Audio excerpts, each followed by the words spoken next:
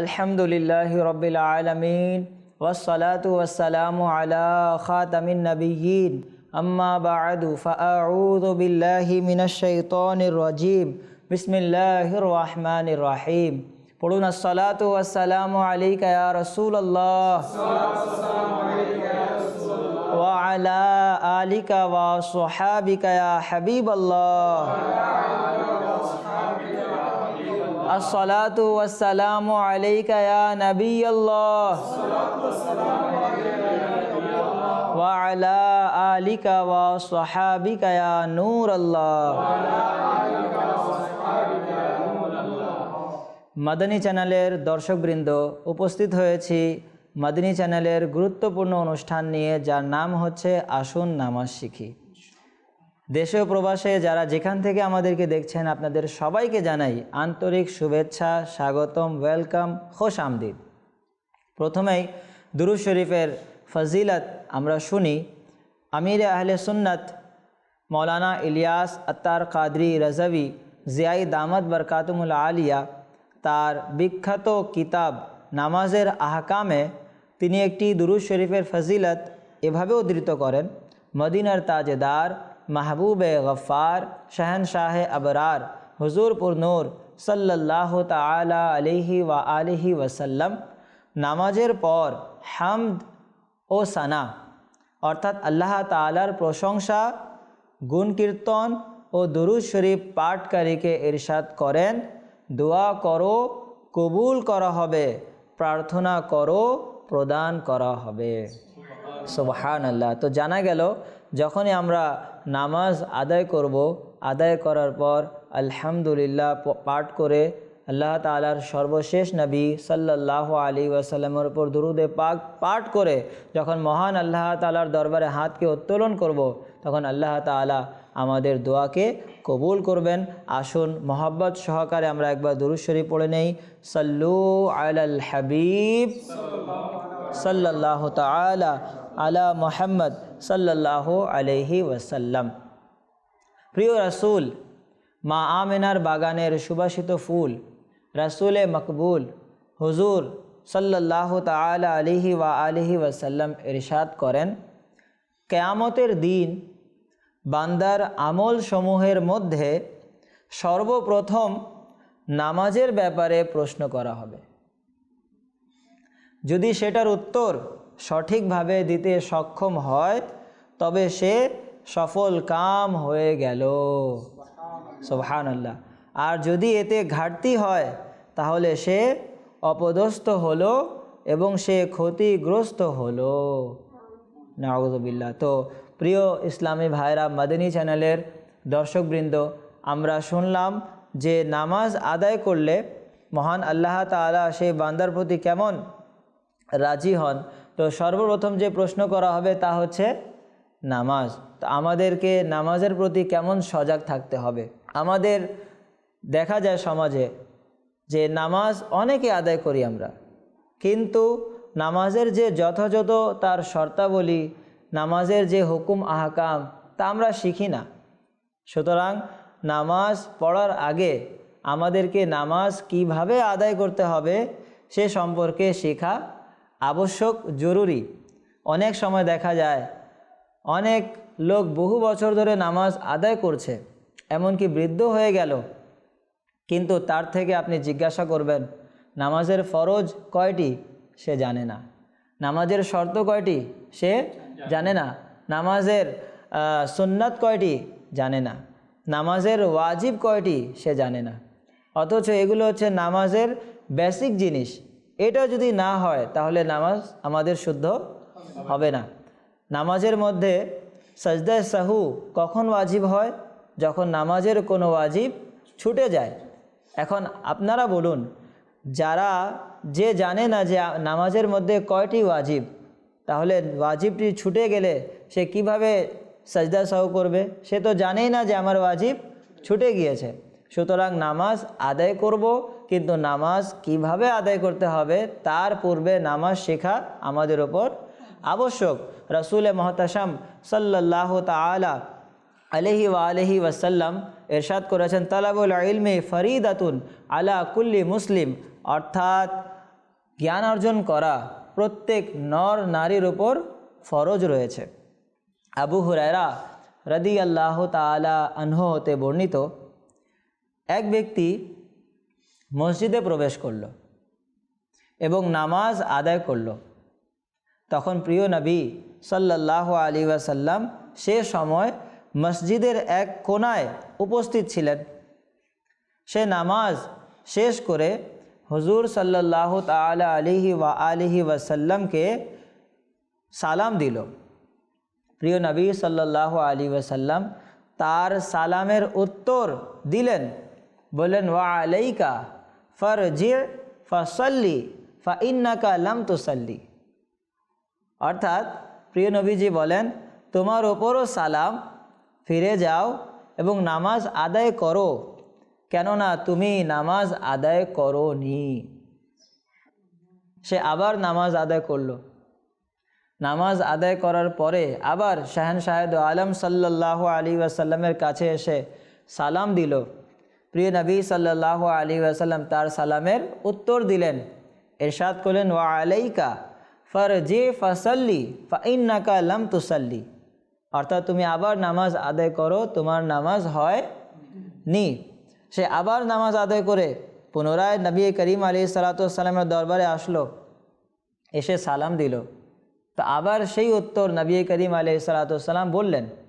তো তৃতীয়বার সে বলল ফাআল্লিমনি ইয়া রাসূলুল্লাহ, ইয়া রাসূলুল্লাহ, আমি নামাজ কিভাবে পড়ব আপনি আমাকে শিখিয়ে দিন। তো প্রিয় নবী সাল্লাল্লাহু তাআলা আলাইহি ওয়াসাল্লাম ইরশাদ করলেন, ইদা কুমতা ইলা সলাহ, যখন তুমি নামাজ আদায় করার ইচ্ছা পোষণ করবে তখন পরিপূর্ণ ওযু করো। কি করো? পরিপূর্ণ ওযু করো। অনেক সময় আমরা ওযু তো করি, কিন্তু ওযুর মধ্যে কয়টি ফরজ আমাদের জানা থাকে না। আমরা ওযু করি তাড়াহুড়োর মধ্যে, অনেক সময় আমাদের হাতের কোনোই শুকনো থেকে যায়। তো এগুলো আমাদের খেয়াল রাখতে হবে। তো নবী করিম সাল্লাল্লাহু আলাইহি ওয়াসাল্লাম বলেন যে ওযু করো, পরিপূর্ণ ওযু করো এবং কিবলার দিকে তাকবীরে তাহরিমা বলে আল্লাহু আকবার করে হাত বেঁধে নাও। এরপর তিলাওয়াত করো তোমার যতটুকু সম্ভব। তারপর রুকুতে যাও, এমনকি পরিপূর্ণ রুকু আদায় করো। এরপর রুকু থেকে ওঠো, এমনকি তুমি পরিপূর্ণ দাঁড়িয়ে যাও। আমাদের এখানে দেখা যায় আমরা যে নামাজ আদায় করি, তো রুকুতে যাই তো ঠিক, কিন্তু রুকু থেকে যখন আমরা দাঁড়াই তো সে সময় সোজা হয়ে আমরা দাঁড়াই না। মনে রাখবেন ওই সময় সোজা হয়ে দাঁড়ানোটা ওয়াজিব। একবার সুবহানাল্লাহ পরিমাণ সোজা হয়ে দাঁড়ানোটা কি ওয়াজিব। আর এই দাঁড়ানোকে, রুকু থেকে যে আমরা দাঁড়াই, এটাকে বলা হয় কওমা। এটাকে কি বলা হয়? কওমা। তো যখনই আমরা দাঁড়াবো সোজা হয়ে দাঁড়াবো। যদি সোজা হয়ে না দাঁড়াই, রুকু থেকে উঠলাম, সোজা না দাঁড়িয়ে দ্রুত আমরা সেজদার মধ্যে চলে গেলাম, তাহলে আমাদের নামাজের ওয়াজিব ছুটে যাবে। তখন আমাদের উপর সাজদা সাহু করা আবশ্যক হবে। সুতরাং যখন তুমি দাঁড়াও তখন পরিপূর্ণভাবে দাঁড়িয়ে যাও। এরপরে সেজদা করো, এমনকি পরিপূর্ণ সেজদা হয়ে যাওয়ার পর তুমি ওঠো। যখন উঠবে তখন পরিপূর্ণভাবে বসে যাও। এখন পরিপূর্ণভাবে বসবে কিভাবে? অনেক সময় আমাদের দেখা যায় এক সেজদা দেওয়ার পর দ্বিতীয় সেজদা তাড়াহুড়ো করে যাওয়ার কারণে ওই দুই সেজদার মধ্যখানে যে বসাটা ওয়াজিব তা ছুটে যায়। এক সেজদা দেওয়ার পর যখন বসে, ভালো করে বসে না, দ্রুত চলে যায় কোথায়? সেজদায়। মনে রাখবেন দুই সেজদার মধ্যখানে একবার সুবহানাল্লাহ বলার সমপরিমাণ বসে থাকা হচ্ছে ওয়াজিব। যদি এভাবে বসে না থাকে তাহলে তার নামাজের ওয়াজিব ছুটে যাবে। আর নামাজের ওয়াজিব যদি ছুটে যায় তাহলে সাজদা সাহু যদি করে তখন তার নামাজটি শুদ্ধ হবে। আর যদি সাজদা সাহু না করে তাহলে পুনরায় তাকে নামাজ আদায় করতে হবে। তো জানা গেল নামাজ আদায় করার আগে নামাজের ওয়াজিব সমূহ কি কি আমাদেরকে জানতে হবে। যদি আপনি না জানেন তাহলে সেই নামাজ আমাদের শুদ্ধ হবে না। তো এরপর তুমি তো এই দুই সিজদার মধ্যখানে যে বসা, এই বসার নাম হচ্ছে জলসা। এই বসার নাম কি? জলসা। এভাবে তুমি সম্পূর্ণ নামাজ আদায় করবে। তো প্রিয় নবী সাল্লাল্লাহু আলাইহি ওয়াসাল্লাম নামাজের শিক্ষা দিলেন। এ থেকে বোঝা যায় যে অনেক সময় এমন হয়ে থাকে যে বান্দা এমন ভুল করে ফেলেছে নামাজের মধ্যে যা সে জানে না, আর না জানার কারণে তার নামাজটা বাতিল হয়ে যাচ্ছে। দিন তো অতিবাহিত হচ্ছে, সে মনে করে কি আমি নামাজি, আমি 5 ওয়াক্ত নামাজ আদায় করি, কিন্তু নামাজের গুরুত্বপূর্ণ মাসআলা মাসাইল আমাদের জানা নেই। সুতরাং নামাজ আদায় করব, অবশ্যই করব, কিন্তু নামাজ আদায় করার পাশাপাশি নামাজ আদায় কিভাবে করতে হবে আমাদেরকে শিখতে হবে। নামাজের মধ্যে যা ফরজ রয়েছে তো সেই ফরজের ব্যাপারে আমাদের জানতে হবে। নামাজের মধ্যে কয়টি শর্ত রয়েছে সেই শর্ত সম্পর্কে আমাদের জানতে হবে। যদি আমরা শর্তসমূহ না জানি, শর্তসমূহ না শিখি, তাহলে আমাদের নামাজ হবে না। তো আসুন আমরা নামাজের শর্ত কয়টি, কি কি, এবং তার কিছু ডিটেল আমরা শ্রবণ করার চেষ্টা করব। তো নামাজের শর্ত, নামাজের শর্ত হচ্ছে 6টি। নামাজের শর্ত কয়টি? 6টি। নামাজের শর্ত হচ্ছে 6টি। নাম্বার 1 পবিত্রতা, নাম্বার 2 শত ঢাকা, নাম্বার 3 কিবলামুখী হওয়া, নাম্বার 4 সময়সীমা, নাম্বার 5 নিয়ত করা, নাম্বার 6 তাকবীরে তাহরিমা। নাম্বার 1 পবিত্রতা। নাম্বার 1 কি? পবিত্রতা। নাম্বার 2 হচ্ছে শত ঢাকা, নাম্বার 2 শত ঢাকা। নাম্বার 3 হচ্ছে কিবলামুখী হওয়া, নাম্বার 3 কিবলামুখী হওয়া। নাম্বার 4 হচ্ছে সময়সীমা, নাম্বার 4 সময়সীমা, যাকে ওয়াক্ত হওয়া বলা হয়ে থাকে। নাম্বার 5 হচ্ছে নিয়ত করা, 5 কি? নিয়ত করা। নাম্বার 6 হচ্ছে তাকবীরে তাহরিমা বলা, অর্থাৎ নামাজের যখন আমরা শুরু করি ওই সময় আল্লাহু আকবার বলা, এটি হচ্ছে নামাজের শর্ত। আর এটাকে নামাজের ফরজের মধ্যেও গণনা করা হয়েছে। কেন? এর উত্তর কুদুরি শরীফ, আরবি একটি কিতাব, সেখানে দেয়া হয়েছে ওয়া ইন্নামা আদ্দাহা মিনাল আরকানি। আর এই নামাজের যেই শর্ত তাকবীরে তাহরিমা, এটিকে নামাজের আরকান অর্থাৎ নামাজের ফরজে অন্তর্ভুক্ত করা হয়েছে। ওয়াইন কানা শারতান ইনদা আবি হানিফা ও আবি ইউসুফ, যদিও বা এই তাকবীরে তাহরিমা নামাজের হচ্ছে শর্ত কাদের নজদিক? ইমামে আজম এবং ইমাম ইউসুফ রাহিমাহুল্লাহ, কিন্তু এটাকে নামাজের শর্তের মধ্যেও অন্তর্ভুক্ত করা হয়েছে, নামাজের ফরজের মধ্যেও অন্তর্ভুক্ত করা হয়েছে। কেন? লিআন্নাহা মুত্তাসিলাতুন বিল আরকান, এই জন্যে যে এটি হচ্ছে নামাজের আরকানের সাথে সম্পূর্ণ মিল থাকার কারণে, মুত্তাসিল হওয়ার কারণে। তো আমরা জানতে পারলাম যে নামাজের শর্ত হচ্ছে 6টি। তো এই 6টির আমরা কিছু ডিটেল আমরা শুনি। পবিত্রতা, নাম্বার 1 ছিল পবিত্রতা। তো নামাজ আদায়কারী যিনি হবেন, তো নামাজ আদায়কারীর শরীর পবিত্রতা থাকা আবশ্যক। নামাজ আদায়কারীর শরীর, তার পোশাক এবং সে যে স্থানে নামাজ আদায় করবে ওই স্থানটি পবিত্র হওয়া আবশ্যক। এই 3টি জিনিসের মধ্যে যদি কোনো কিছু নাপাক থাকে তাহলে তার নামাজ শুদ্ধ হবে না। সুতরাং জানা গেল প্রথম শর্ত পবিত্রতা, আর এই পবিত্রতার মাঝে 3টি জিনিস, নামাজি ব্যক্তির শরীর, তার কাপড়, তার জায়গা। নাম্বার 2 কি? শত ঢাকা। তো পুরুষের জন্য নাভির নিচ থেকে উভয় হাঁটু সহ ঢেকে রাখা আবশ্যক। আর মহিলাদের জন্য কি? মহিলাদের জন্য 5টি অঙ্গ, যথা সম্পূর্ণ চেহারা, উভয় হাতের তালু এবং উভয় পায়ের তালু ব্যতীত সম্পূর্ণ শরীর ঢেকে রাখা অবশ্য। যদি উভয় হাত কবজি পর্যন্ত ও উভয় পা গোড়ালি পর্যন্ত সম্পূর্ণ প্রকাশ পায় তাহলে একটি গ্রহণযোগ্য মতানুযায়ী তার নামাজটি শুদ্ধ হবে।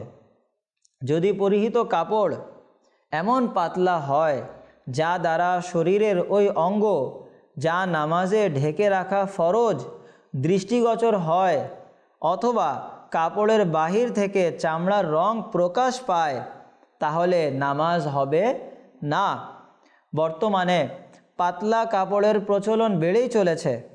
এমন পাতলা কাপড়ের পায়জামা পরিধান করা যাতে উরু অথবা সতরের কোনো অংশ স্পষ্টভাবে প্রকাশ পায়, তবে তার নামাজ হবে না। আর নাম্বার 3 ছিল কিবলামুখী হওয়া। সুতরাং নামাজের মধ্যে কিবলা অর্থাৎ কাবা শরীফের দিকে মুখ করা, যদি কেউ কাবা শরীফের দিকে মুখ না করে অন্য জায়গায় মুখ করে তাহলে তার নামাজটি হবে না। এখন সে নামাজি ব্যক্তি যদি শরঈ অপারগতা ছাড়া ইচ্ছাকৃতভাবে কিবলার দিক থেকে তার বুককে ফিরিয়ে নেয়, যদি বা তৎক্ষণাৎ কিবলার দিকে ফিরে যায়, তবুও তার নামাজ ভঙ্গ হয়ে যাবে। আর যদি অনিচ্ছাকৃতভাবে ফিরে যায় ও 3 বার সুবহানাল্লাহ বলার সমপরিমাণ সময়ের পূর্বেই কিবলার দিকে ফিরে আসে, তবে তার নামাজ ভঙ্গ হবে না। নাম্বার 2, যদি কিবলার দিক থেকে শুধু মুখ ফিরিয়ে যায়, মুখ ফিরে নেয়, তাহলে তৎক্ষণাৎ কিবলার দিকে মুখ ফিরিয়ে আনা ওয়াজিব, এতে নামাজ ভঙ্গ হবে না। কিন্তু বিনা কারণে এরূপ করা মাকরুহে তাহরিমি।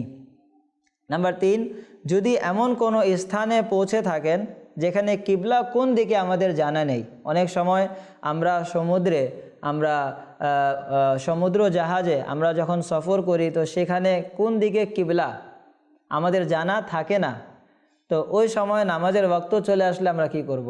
প্রায় দেখা গিয়েছে যারা সফর করে, সফরের মধ্যে নামাজ কাজা হয়ে যায়, হোক সেটি পানি জাহাজ হোক, বাস হোক বা এরোপ্লেন হোক, যে কোনো মাধ্যম হোক যাওয়ার, তো সফরের মধ্যে অনেকে নামাজ ছেড়ে দেয়। কিন্তু মনে রাখবেন, সফরে নামাজ ছেড়ে দেওয়ার কোনো অনুমতি নেই, নামাজ আদায় করতেই হবে। তো যদি আপনি এমন জায়গায় থাকেন যেখানে কিবলা কোন দিকে তা জানা নেই, তো সে সময় আমাদের করণীয় কি? আমরা তাহারি করব। তাহারি কাকে বলা হয়? চিন্তা ভাবনা করা যে আসলে কিবলা কোন দিকে থাকতে পারে। আপনার চিন্তা যেদিকে জমে যাবে, উদাহরণস্বরূপ আপনার মন বলছে যে না, কিবলা হচ্ছে এদিকে, তো আপনি এদিকে মুখ করে নামাজ আদায় করে নেবেন, তাহলে আপনার নামাজটি শুদ্ধ হয়ে যাবে। আচ্ছা, নাম্বার 4 যে আপনার নামাজের শর্ত ছিল সময়সীমা, অর্থাৎ যে ওয়াক্তের নামাজ আদায় করবেন সেটার সময় হওয়া আবশ্যক। যদি সময় না হয়, আগে আপনি আদায় করে নেন, তাহলে নামাজ হবে না। যেমন দেখেন, আজকের আসরের নামাজ আদায় করতে হলে আসরের সময় আরম্ভ হওয়া আবশ্যক। যদি আসরের সময় হওয়ার পূর্বেই নামাজ আদায় করে নেন, তাহলে আপনার নামাজ শুদ্ধ হবে না। কেন? এই কারণে যে এটি হচ্ছে নামাজের শর্ত, সময়সীমা হওয়া। যদি শর্ত না পাওয়া যায় তাহলে নামাজও হবে না। ইসলামী বোনদের জন্য ফজরের নামাজ সময়ের শুরুতে আদায় করা মুস্তাহাব। আর অন্যান্য নামাজগুলোতে উত্তম হচ্ছে যে পুরুষদের জামায়াতের জন্য অপেক্ষা করা, যখন তাদের জামায়াত শেষ হয়ে যায় তখন আদায় করবেন। অনেক সময় নারীরা, আমাদের ইসলামী বোন, তারা জিজ্ঞাসা করে থাকে যে আমরা নামাজ কখন আদায় করব, জামাত হওয়ার আগে না জামাত হওয়ার পরে? তো শরিয়তের মধ্যে বলা হয়েছে শুধুমাত্র ফজরের যে সময়, ফজরের নামাজটি পুরুষদের আগে পড়া, জামাত হওয়ার আগে পড়া তাদের জন্য হচ্ছে মুস্তাহাব। এছাড়া যতগুলো নামাজ পুরুষদের জামাত হয়ে যাওয়ার পর নারীদের পড়া যাবে। পুরুষদের জামাত হওয়ার পর নারীদের নামাজ আদায় করা মুস্তাহাব। আর নাম্বার 5 যে ছিল নিয়ত, এটি হচ্ছে শর্ত। তো নিয়ত অন্তরের পাকাপোক্ত ইচ্ছাকে বলা হয়, মুখে নিয়ত করা আবশ্যক নয়।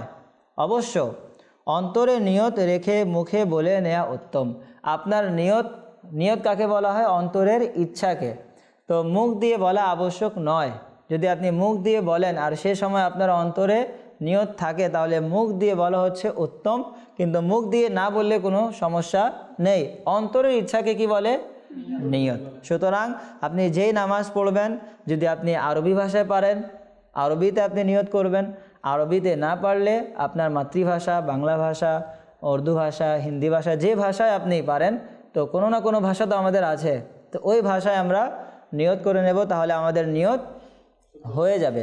আর নাম্বার 6 হচ্ছে তাকবীরে তাহরিমা, অর্থাৎ কিবলামুখী হয়ে আমরা যখন দাঁড়াবো তখন তাকবীরে তাহরিমা এর মধ্যে শব্দ আল্লাহু আকবার এটা বলা হচ্ছে শর্ত, সুতরাং এটাকে বলা হয় তাকবীরে তাহরিমা।